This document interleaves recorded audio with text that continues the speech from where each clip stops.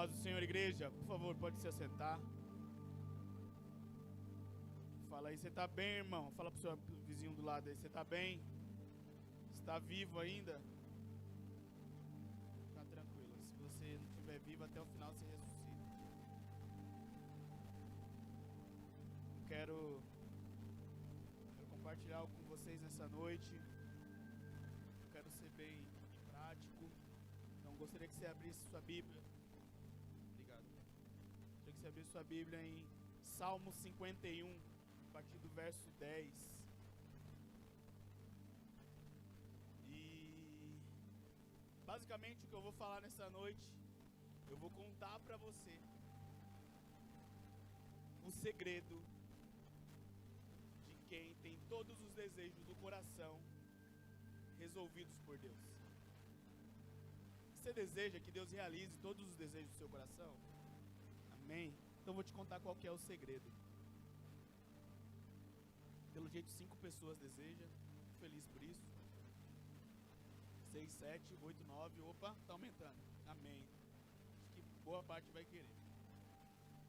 O segredo para ter todos os desejos do coração realizado está no que Davi falou no Salmo 51, no verso 10. Eu quero ler com você. Ele fala assim, ó: cria em mim, ó Deus, um coração puro, e renova em mim um espírito reto. Põe o 11. Não me lances fora da tua presença, e não retires de mim o teu espírito. 12. Torna-me a dar a alegria da tua salvação, e sustenta-me com o espírito voluntário. 13. Então ensinarei aos transgressores os teus caminhos, e os pecadores a ti se converterão. 14. Livra-me dos crimes de sangue, ó Deus, Deus da minha salvação, e a minha língua louvará altamente a tua justiça. O segredo para ter todos os desejos do coração realizados é pedir para Deus um novo coração. Não está mais apto a receber algo da parte de Deus aquele que tem um coração antigo. O que Deus vai insistir com você nessa noite é: eu não vou realizar os desejos que está nesse coração se você não me pedir um novo coração.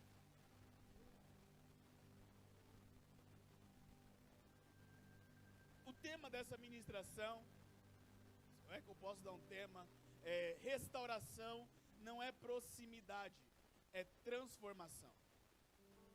Existe um erro recorrente no nosso entendimento de quando falamos sobre restauração. Muitos pensam que restaurar é voltar para o mesmo lugar, é retomar uma posição, é estar perto de novo, é fazer algo junto de novo, é voltar para o mesmo lugar. Mas a Bíblia revela para nós algo diferente. Esse salmo nasce no coração de Davi, após o pecado dele com Batseba e no ato do confronto de Natã, que é relatado lá em 2 Samuel, no versículo 12. Davi, nesse momento, ele já era rei. O trono não tinha sido retirado dele. A coroa ainda estava sobre a cabeça de Davi. E mesmo assim, diante do confronto com a presença de Deus, diante da exposição do seu pecado, ele não pede para que seja preservado o seu trono. Ele não pede para que a sua reputação diante das pessoas seja restaurada. Ele não pede para que as consequências sobre o seu pecado sejam revertidas. Ele pede para que Deus criação. Ele pede para Deus criação. O verbo usado aqui no início desse versículo 10, quando de falar cria em mim, é o mesmo verbo usado em Gênesis 1, que é o verbo bará. Davi entendeu que o problema, o coração dele aqui não era comportamental. E eu e meu sogro descobrimos uma palavra nova hoje. problema de Davi aqui é ontológico. A palavra ontológico vem de ontologia, que se trata de ser da essência, da natureza, do que é algo em sua raiz. Quando Davi diz quando eu digo que o problema de Davi era ontológico, quero dizer que ele entendeu que o pecado não era apenas um erro de comportamento. O pecado dele era algo que afetou o seu interior, afetou a estrutura do seu coração. Não era só sobre eu fiz algo errado. Existe algo errado em mim. É por isso que Davi fala: cria em mim, ó Deus, um coração puro.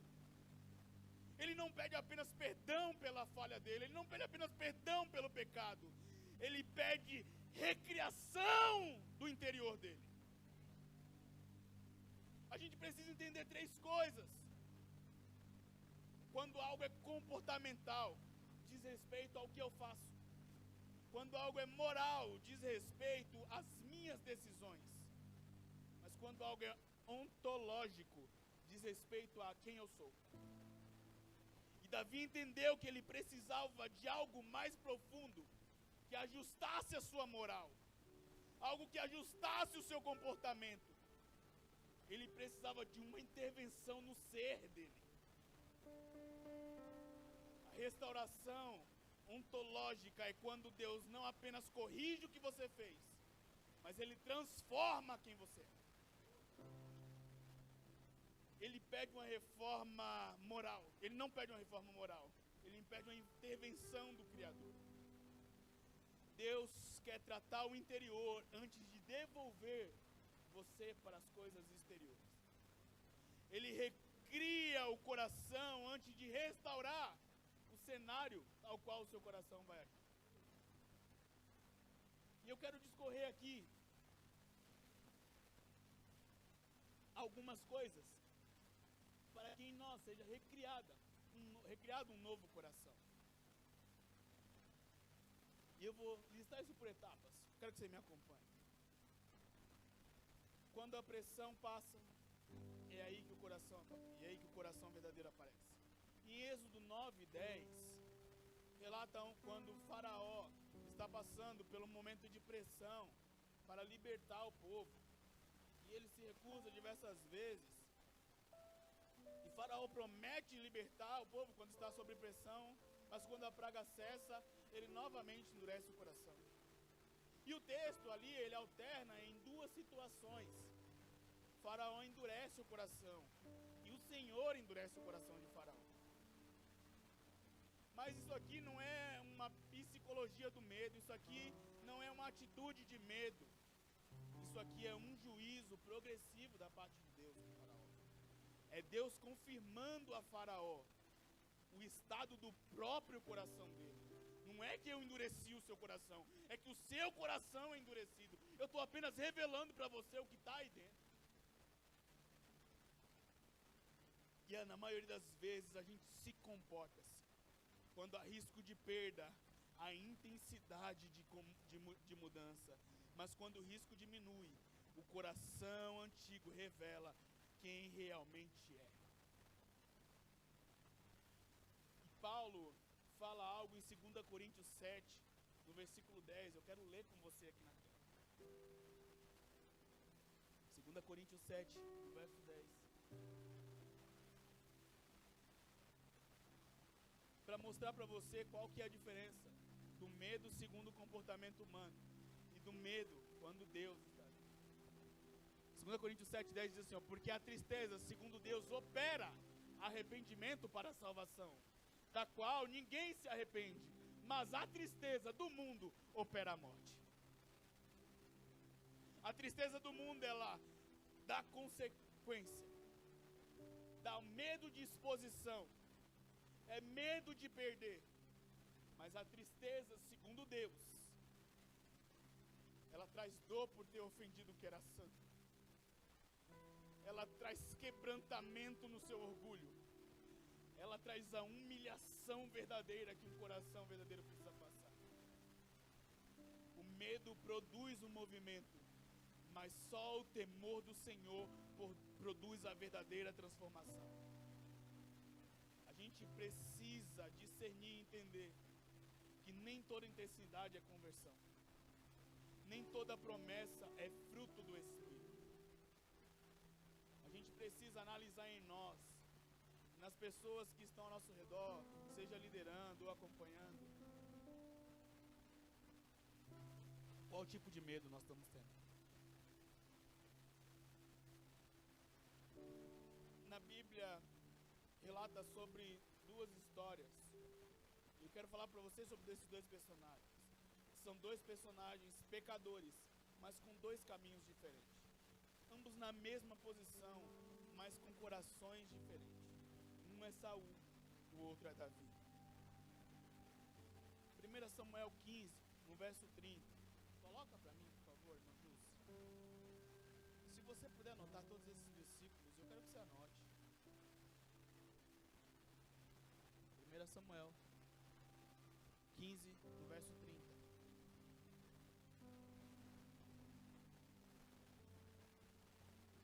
Esse aqui é Saul. Põe no 29. E também aquele que é a força de Israel não mente nem se arrepende, porquanto não é um homem para que se arrependa. 30. Disse ele então, isso aqui é Saul: pequei. Honra-me, porém, agora diante dos anciões do meu povo e diante de Israel, e volta comigo para que adore o Senhor teu Deus. Saul aqui, ele reconhece o erro dele.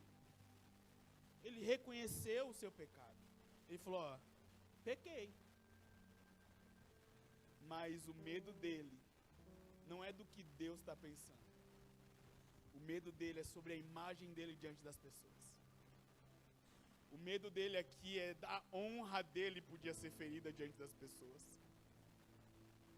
O medo dele aqui é: o que vão pensar de mim sabendo que eu pequei? Como que eu volto sem você e eu não me mostro para as pessoas que, mesmo com isso, vocês estão do meu lado? Não, é um relato bem claro do coração sendo revelado aqui. Para que adore ao Senhor teu Deus.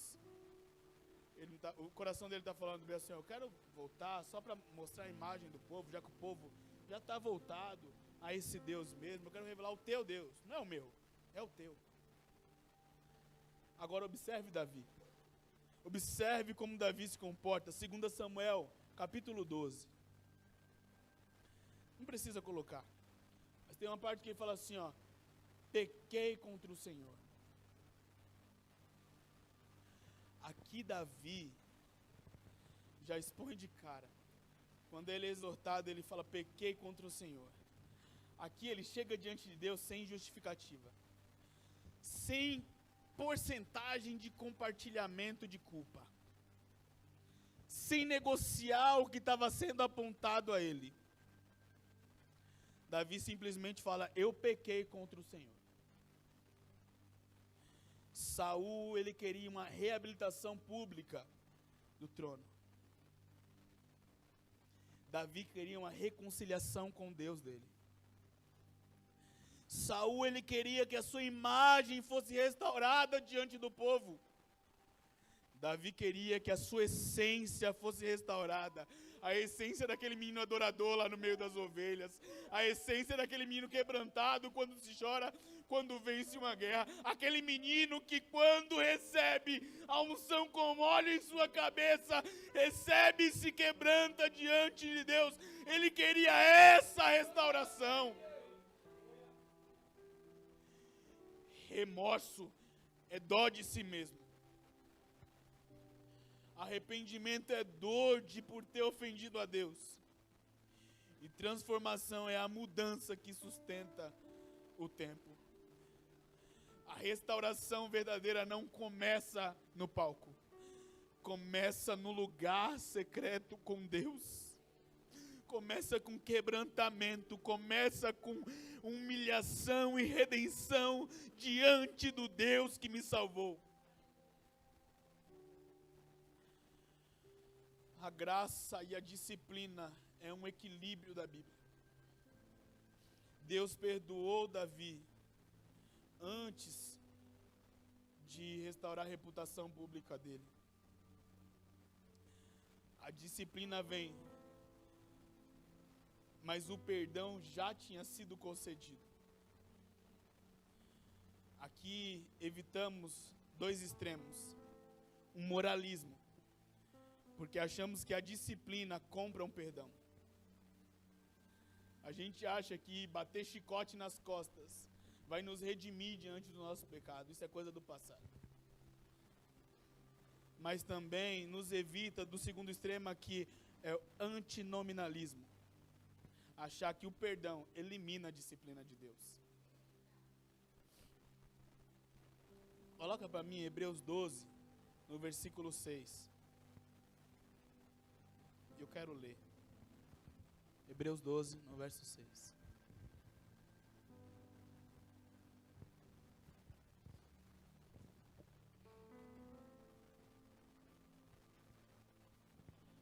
Porque o Senhor corrige o que ama e açoita a qualquer um que recebe por filho. Próximo. 7. Se suportais a correção, Deus vos trata como filhos, porque que filho não há quem o pai não corrija. 8. Mas se estais sem disciplina, da qual todos são feitos participantes, sois então bastardos e não filhos. 9. Além do que tivemos nossos pais segundo a carne, para que nos corrijam, e nós os reverenciamos.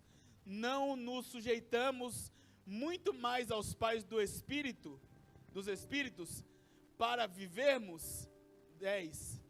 Porque aquele, na verdade, por um pouco de tempo nos corrijam, como bem lhes parecia, mas estes, para nosso proveito, para sermos participantes da sua santidade. Último 11. E na verdade, toda a correção ao presente não parece ser de gozo, senão de tristeza, mas depois produz um fruto pacífico de justiça, nos exercitados por ela. Ser disciplinado não paga o pecado, porque Cristo já pagou pelo nosso pecado. Mas a disciplina tem a função de formar o nosso caráter. Quem entende a correção com amor precisa entender 3 coisas. Ele não negocia limites. A correção, ela não tem limite. A correção, ela vem da parte de Deus, você não negocia. Porque Davi, quando Jesus deu a sentença da culpa do pecado dele, ele falou, é isso. Chorou, se quebrantou, mas a correção veio, está tudo certo, eu continuo firme, porque agora eu tenho um coração novo, e o meu coração novo mudou o meu caráter, mudou o meu comportamento, e entendeu que é Deus que está me corrigindo. Ela não escolhe a forma que vai ser tratada, ela não escolhe um tratamento, mas ela também não define o próprio processo. Porque um coração humilhado diante de Deus, ele aceita as etapas. A proximidade não é fidelidade pactual. Coloca para mim Oséias 6, do 1, e eu vou ler até o versículo 4. Oséias 6, versículo 1.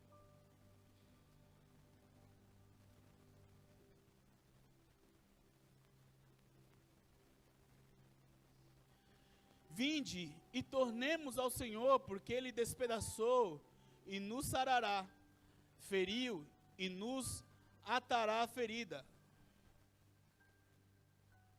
Depois de 2 dias nos dará vida, e ao terceiro dia nos ressuscitará, e viveremos diante dEle. Então conheçamos e prossigamos em conhecer ao Senhor. A sua saída como a alva é certa, e Ele nos virá como a chuva serôdia que rega a terra. 4.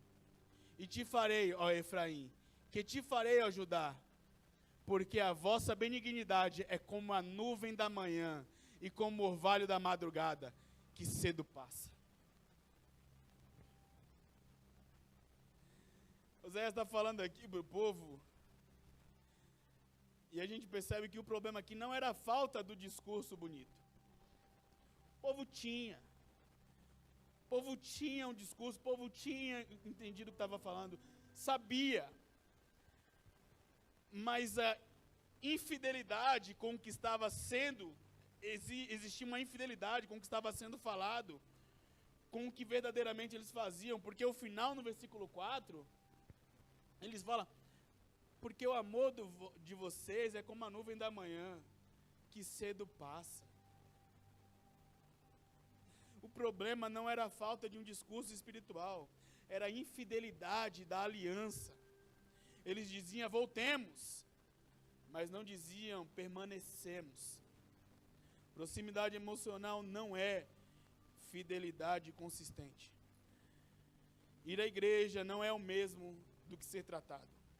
Estar junto não é o mesmo de ser curado. Você pode vir aqui no culto quarta e domingo. Eu vou dar um dado para você. Desde janeiro de 2026 até hoje, nós tivemos aqui 25 palavras, 26 com essa de hoje. Foram 25 ministrações. Dessas 25 ministrações, se você colocar uma média de 40 minutos, 1 hora, nós temos 25 horas de palavra na sua mente, no seu caderno, no seu entendimento, no seu coração. E a pergunta aqui é, todo esse discurso, todas essas 25 horas, tudo isso que você absorveu nesse tempo, serviu para quê no seu coração? Mudou o quê? Por quê? Se tudo isso, porque se a gente não sabe, a gente está falando de um dia e 1 hora, incessante de palavras dentro do seu coração. Se isso não mudou nada, é como uma nuvem da manhã, é como uma relva, ela logo passa. Vir à igreja, quarta e domingo, não transforma se você não tiver um coração transformado. Proximidade é apenas um instrumento, mas ela não é um fundamento. A cura vem da transformação interior, operada por uma única pessoa, Deus. Eu quero tirar um peso das suas costas, líder. Você não consegue transformar o coração de ninguém. Se as pessoas quiserem continuar dia após dia tendo os mesmos comportamentos, não tenha o que você faça que vai mudá-las. Você pode orar todos os dias. Se essa pessoa não chegar diante de Deus e falar, muda o meu coração, não vai adiantar nada. Porque a cura vem da transformação interior, operada por Deus. A única coisa que pode mudar um homem é a cruz de Cristo. Sem Cristo, tudo vira moralismo. Coloca para mim, Gálatas 22, versículo 20.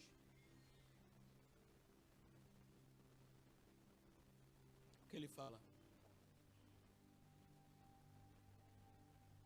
Gálatas 2, versículo 20. Para quem está anotando. Eu prometo que eu já estou acabando, tá?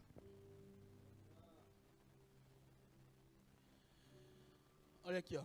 Já estou crucificado com Cristo e vivo, não mais eu, mas Cristo vive em mim. E a vida que agora vivo na carne, vivo-a pela fé do Filho de Deus, o qual me amou e se entregou a si mesmo por mim.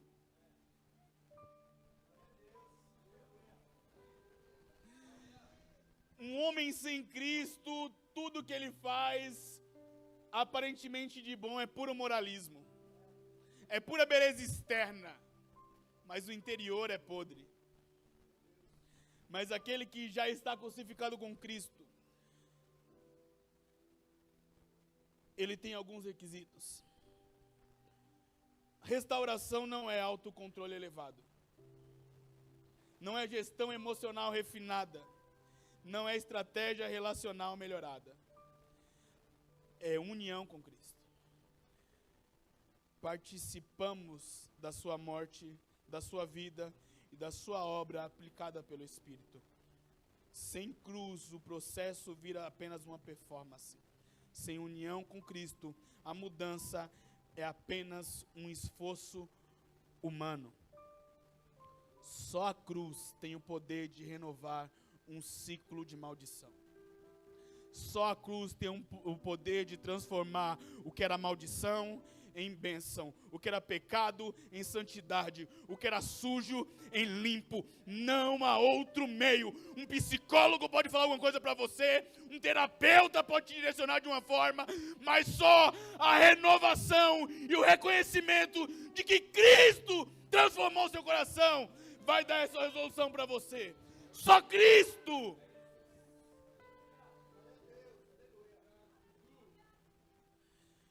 Coração da restauração.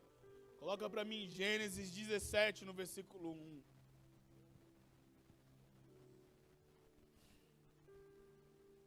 Oh glória!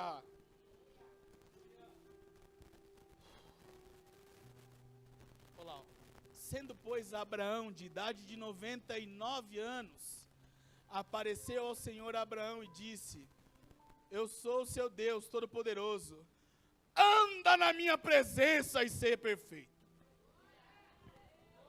Acabou. Acabou. Acabou. Quer um segredo? Está aqui. Ele está falando para você hoje. Não existe um método diferente. A minha palavra não mudou de acordo com o seu tratamento psicológico. Seu terapeuta pode falar o que ele quiser. O seu psicólogo pode falar o que ele quiser. O seu pastor pode falar o que ele quiser. O seu líder pode falar o que ele quiser. Mas a perfeição só vai vir na tua vida quando você andar na minha presença. Anda na minha presença e ser perfeito. Antes de qualquer relação horizontal, aqui nós, existe uma responsabilidade vertical. E a pergunta que nós, pecadores, diante de Deus precisamos fazer é: a pergunta não é como eu volto para o lugar que eu estava. A pergunta é: quem eu preciso me tornar, Deus? Porque quando o homem muda, o ambiente muda. Mas quando só o ambiente muda, o homem continua o mesmo. Deus, Ele quer transformar você primeiro, para depois transformar o ambiente. Você está pedindo algumas mudanças, você está pedindo para Deus transformar algumas coisas. Você está pedindo, Deus, restaura algumas coisas. Ele está falando, eu estou cansado de restaurar isso aí. Eu não quero restaurar, sabe? Na semana do carnaval, fiquei de folga do meu serviço, peguei meu carro porque ele está com um para-choque batido, por um incidente, né, mano? E eu levei no funileiro. E aí, o para-choque era cheio de detalhes, né? Aí, o funileiro falou bem assim, ó, o para-choque aqui quebrou um pouco, mas dá para restaurar. Eu vou restaurar isso aqui. Só que não vai ficar igual, porque tem esses detalhes aqui, é pequeno detalhe, então eu consigo restaurar aqui, colando, juntando umas peças. Só que já estava riscado de um lado, meio quebrado de outro, e aí teve essa batida e... Aí eu falei bem assim, não, se eu comprar um novo, não é melhor? Ele falou, vai sair quase o mesmo preço. O preço é o mesmo. Quando eu estava preparando essa administração, o Espírito Santo falou comigo, restaurar algo que já está machucado demais. Isso é desgaste aleatório. Porque comprar um novo vai te custar um pouco mais, vai te dar mais trabalho, mas vai vir no formato ideal.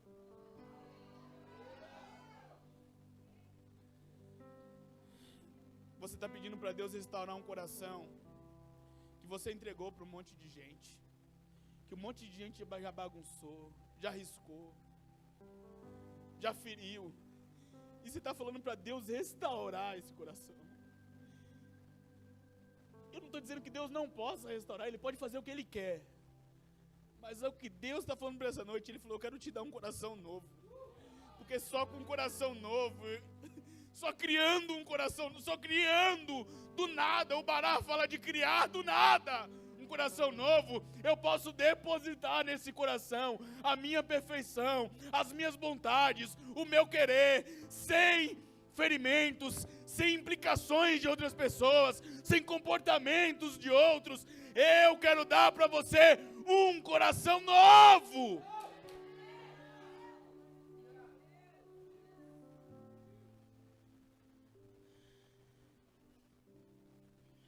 Deus trabalha no oculto antes dele trabalhar no público. Lucas 16, verso 10.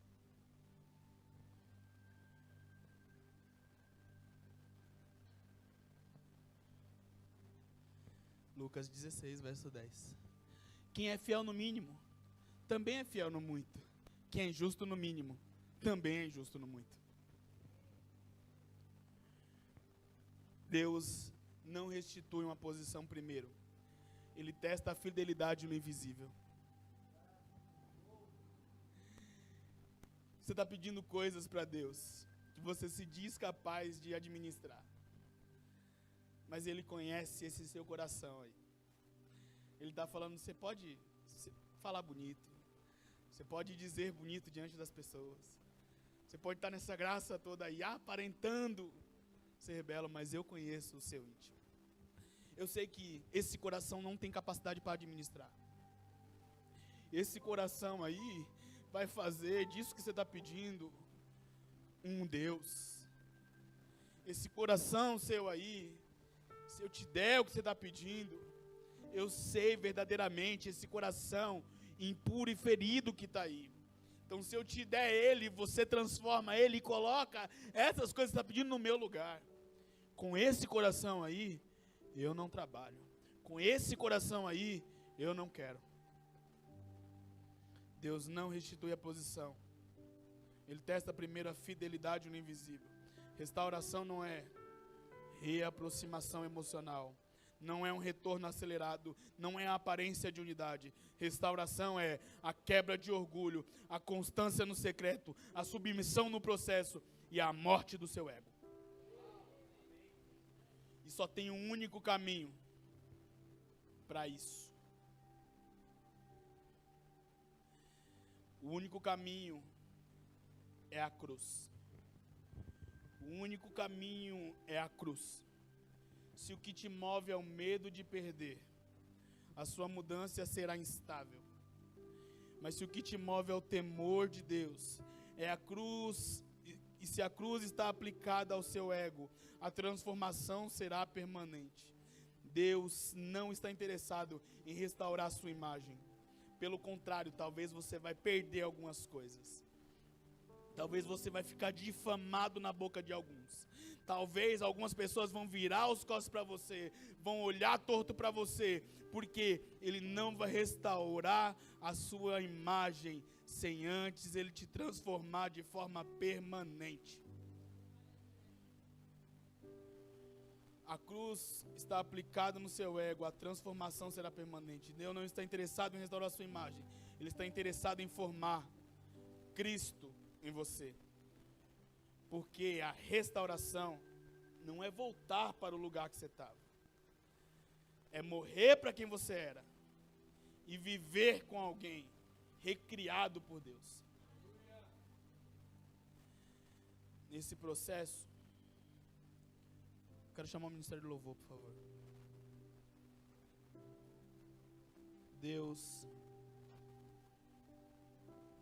falou algumas coisas comigo. Ele quer fazer de nós alguém feliz, alguém alegre na presença dele. Porque a palavra felicidade não tem na Bíblia. palavra alegria tem, mas a palavra felicidade não. Ele quer fazer você alegre na presença dele. Mas para alguém alegre é necessário uma mudança. Uma mudança drástica.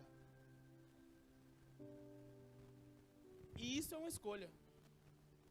Não tem medo, não tem dolo nenhum nisso.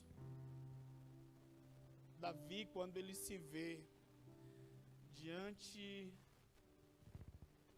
da sua exposição,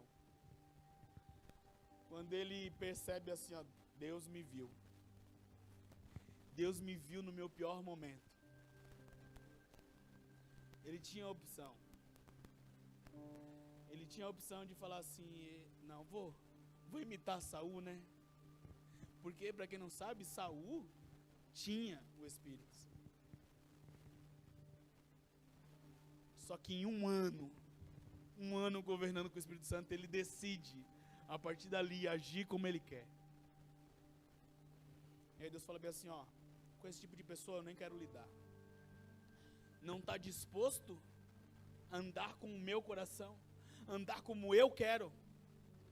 Fica tranquilo, eu vou agora arrumar alguém para me agradar. Você pode escolher continuar na mesma vida que você está. Tá tudo certo. Posso te contar uma coisa? Viver na vidinha que você quer viver, andar no meio que você quer andar, com esses comportamentos que você tem, não vai mudar nada aqui para nós. Não vai mudar nada, você pode continuar assim. Só que Deus procura pessoas para agradar o seu coração. Pessoas que se comportem de forma agradável diante dele. E quando ele perceber em você, porque como eu falei aqui, o amor não está distante da correção e da disciplina de Deus. E se necessário for, se você tem um coração arrependido, esse coração ser aplicado à disciplina, ele vai aplicar. Porque só recebe correção aquele filho que é amado pelo Pai. Eu quero te convidar a orar nesse momento.